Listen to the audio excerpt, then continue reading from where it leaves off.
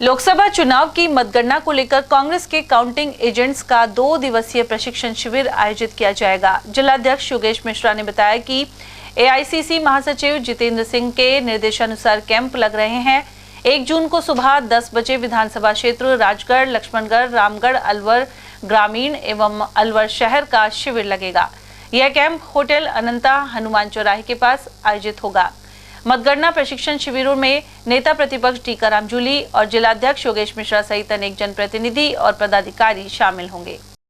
देखिए, लोकसभा चुनाव 2024 कंप्लीट, आज वोटिंग कंप्लीट आज शाम को 5। हमारे नेता भंवर जितेंद्र सिंह जो अखिल भारतीय कांग्रेस कमेटी के महासचिव भी हैं, उन्होंने हमसे बैठ के सलाह करी। उन्होंने कहा कि अपने को जिस तरीके से भारतीय जनता पार्टी के लोग ईवीएम में गड़बड़ी कर रहे हैं, जिस तरीके से ये लोग काउंटिंग में गड़बड़ी कर सकते हैं, इस सबको रोकने के लिए अपने को ऐसा कोई उपाय करना चाहिए ताकि काउंटिंग में ये लोग कोई गड़बड़ी नहीं कर पाए।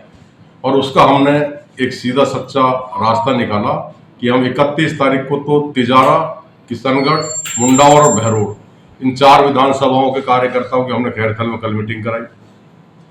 और आज रामगढ़, राजगढ़, लक्ष्मणगढ़, अलवर ग्रामीण, अलवर शहर के कार्यकर्ताओं की हमने अनंता होटल है या हनुमान चौराहे के पास, वहां पर उनकी ट्रेनिंग करवाई है।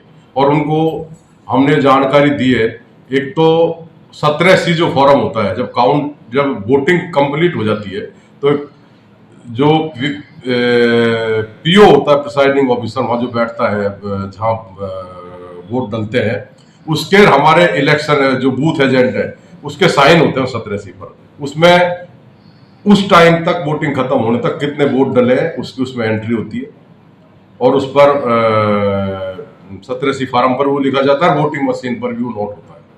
तो एक तो उसकी जानकारी रखें। कई बार ये लोग क्या करते हैं, एक क्लोज बटन होता है, वोटिंग खत्म होने के बाद वो क्लोज बटन दबाया जाता है, उसके बाद उसमें कोई वोटिंग नहीं कर सकता। ज्यादातर लोग क्या करते हैं, किसी भी वजह से मान लो मन में कोई बेईमानी आ जाए किसी के, या कोई ऊपर से भारतीय जनता पार्टी की सरकार कुछ भी कर सके, तो कई मशीनों में क्लोज बटन नहीं दबाते। क्लोज बटन जब वो नहीं दबाते हैं तो जब काउंटिंग के समय मशीन खोलते हैं, मशीन खुलती नहीं है। फिर वो कहते हैं भाई क्लोज बटन दबाओ। तो उस टाइम जो 17C फॉर्म पर जो वोटिंग नोट हुई थी, वो जो क्लोज बटन दबाने के बाद जो नंबर ऑफ वोट उस पर आया है वो मिलना चाहिए और उस पर साइन होने चाहिए बूथ एजेंट के, जो हमारा वहाँ इलेक्शन में जो अंदर बैठता है ना बूथ पर एजेंट, उसके, और वहाँ का जो आरओ होता है, रिटर्निंग ऑफिसर, वहाँ उसके। अगर वो साइन दोनों को मिल रहे हैं उस टाइम और फिर सब उनको दिखा करके काउंटिंग करा कर वो क्लोज बटन दबाए तो उसके बाद वो मशीन खुलती है।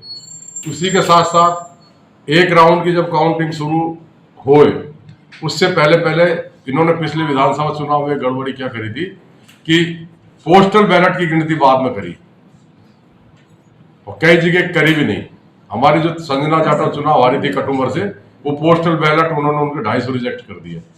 405 वोटों से हारी थी, 205 उसको वोट और मिल जाते तो चुनाव जीत जाते। वो तो भाग्यशाली है, खैर अब उसको एमपी का टिकट मिल गया और वो चुनाव जीत रही है वहां से।